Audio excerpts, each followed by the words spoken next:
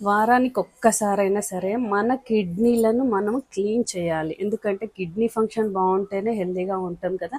మనం ఎలా క్లీన్ చేయగలము అనుకుంటున్నారా? ఒక రెమెడీ పాటిస్తే ఖచ్చితంగా మనమే క్లీన్ చేసుకోవచ్చు మన కిడ్నీస్.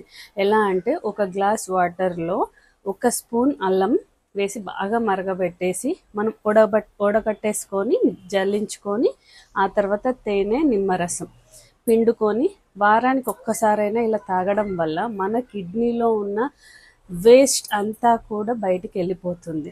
ఇప్పుడు మనము ఏమైనా ఆయిల్ డీప్ ఫ్రై ఐటమ్స్ చేస్తే ఎంతో ఆయిల్ అవుతుంది అని చెప్పేసి మనము ఇబ్బంది పడుతూ ఉంటాం కదా. సో వారానికి ఒక్కసారి మన బాడీలో ఆయిల్ కూడా స్టోర్ అవుతుంది అనమాట.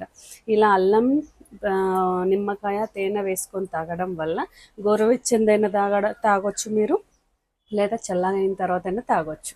పాటించండి ఇది ఒకసారి.